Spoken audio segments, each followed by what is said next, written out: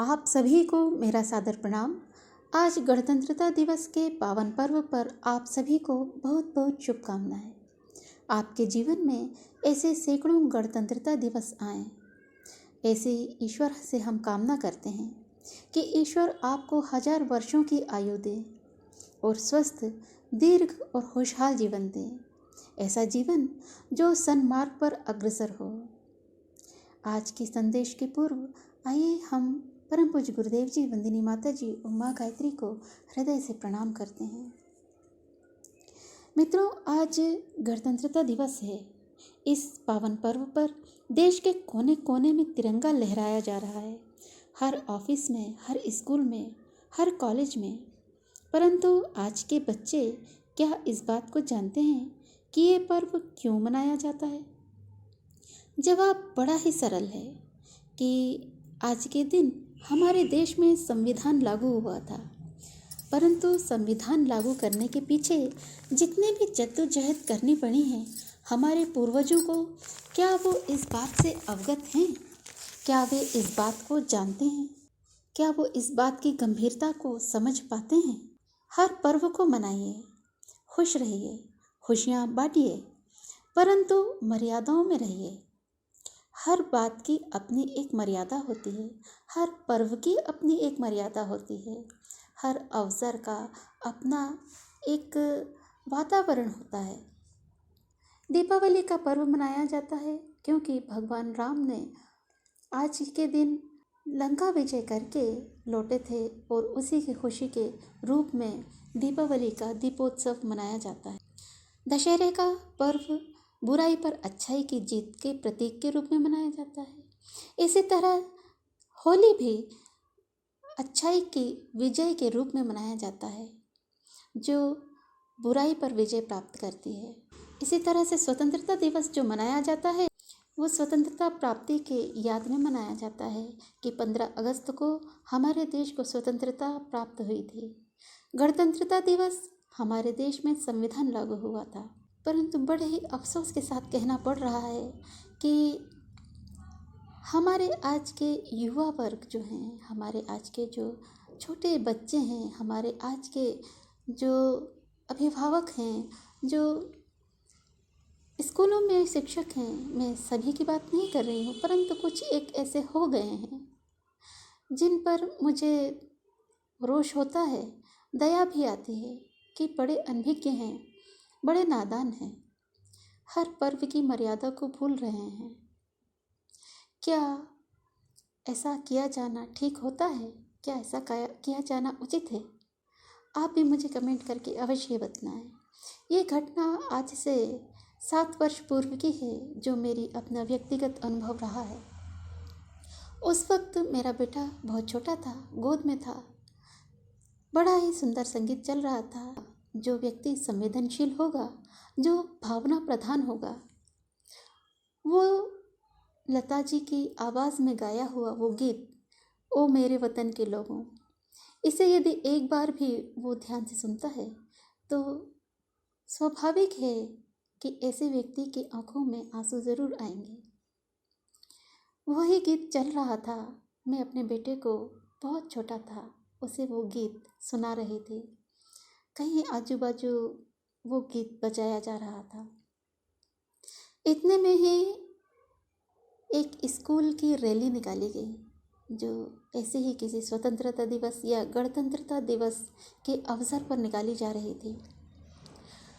उस रैली में जो बच्चे थे, मैं नाम तो जानती हूँ स्कूल का, परंतु मेरा उद्देश्य किसी भी स्कूल या किसी भी व्यक्ति को इंगित करना नहीं है, बल्कि इस विचार को इंगित करना है, इस सभ्यता को, इस नादानी को इंगित करना है कि जो वो बच्चे कर रहे थे वो बड़ा आपत्तिजनक था। आप ठीक तरह से श्रद्धांजलि देना भी नहीं जान रहे हैं। आज के अभिभावक अपने पूर्वजों को श्रद्धांजलि देना नहीं जानते क्या? क्या वो नहीं जानते कि किस प्रकार से शहीदों को श्रद्धा सुमन अर्पित किए जाते हैं? जो गीत बज रहा था वो गीत ना केवल फिल्मी संगीत था, परंतु वो गीत भी आपत्तिजनक था, जो मैं कह भी नहीं पा रही। आप समझ सकते हैं कि गंदी बातें किस प्रकार की जाती हैं। गंदी बात वो अच्छी बातें नहीं थी। बच्चे बस झूम रहे थे, नाच रहे थे, गा रहे थे, उत्सव मना रहे थे। उन्हें सिर्फ यही मालूम था कि आज हंसने खेलने और आनंद लेने का दिन है। वो इस बात की गंभीरता को नहीं जान रहे थे कि वो दिन कौन सा है, वो पर्व कौन सा है।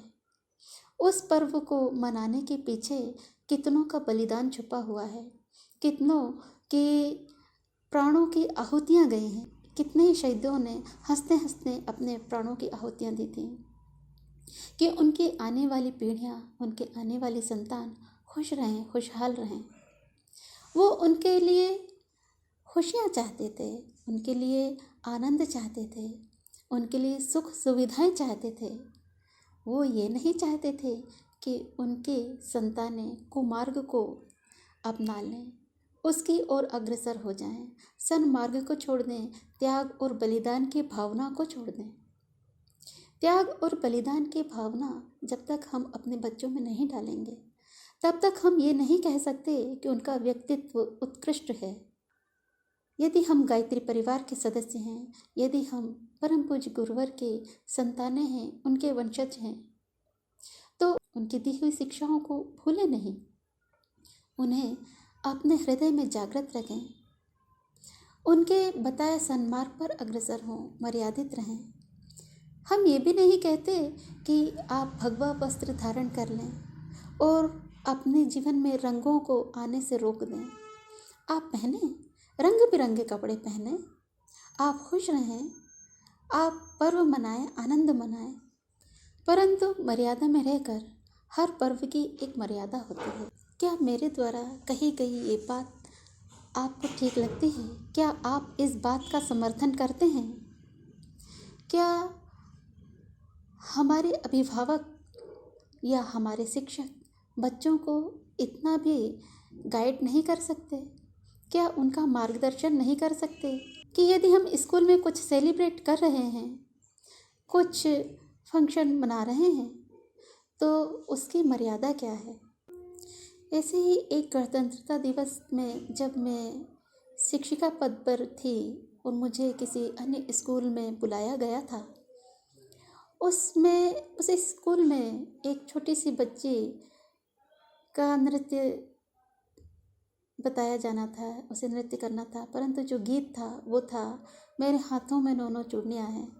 क्या ये गीत इस पर्व के लिए उपयुक्त है? बल्कि भावना ये होनी चाहिए कि यदि आप घर में ही हैं, मान लीजिए कोई महिला है जो नहीं जा पाती है कहीं, जो किसी स्कूल में नहीं है, किसी कॉलेज में नहीं है, किसी ऑफिस में नहीं है, परंतु यदि संवेदनशील है तो घर से ही सही श्रद्धा सुमन अर्पित करें। इतना ही पर्याप्त होता है, अतिरिक्त करने की आवश्यकता भी नहीं है। झंडा फहराएं, अवश्य फहराएं, परंतु ख्याल रखें कि उसका अपमान न हो। इस बात का ख्याल रखें कि झंडा फहराना केवल 3 रंगों वाले एक कपड़े को हवा में लहरा देना नहीं होता है। एक बांस पर लगाकर या किसी खंभे पर एक 3 रंगों वाले कपड़े को फूलों में बांधकर उसे खोल देना ही झंडा वंदन नहीं होता है। इसका असली अर्थ होता है कि हम अपने उन शहीदों का सम्मान करें, अपने देश का सम्मान करें, अपने संविधान का सम्मान करें। भीमराव अंबेडकर जी जिन्होंने संविधान लिखने में अपना योगदान दिया, उनका सम्मान करें। इस संविधान को बनाने के पीछे उनका जो अध्ययन छुपा हुआ है, उनके जीवन का जो संघर्ष है, वो बड़ा ही अद्भुत है। हर किसी का सम्मान करें, हर ब्राह्मण का, हर क्षत्रिय का, हर वैश्य का, हर शूद्र का, हर धर्म का, हर पंथ का सम्मान करें, सौहार्द का भाव रखें। यही है गणतंत्रता दिवस का परम लक्ष्य, यही है गणतंत्रता दिवस की परम उपलब्धि। तो आइए इन्हीं भावनाओं के साथ में हम अपने राष्ट्र को नमन करते हैं, अपने देश को, उस तिरंगे झंडे को नमन करते हैं। और इसी भाव के साथ में आज मैं आप सभी से विदा लेती हूँ। अगले वीडियो के आने तक आप सभी को मेरा सादर प्रणाम।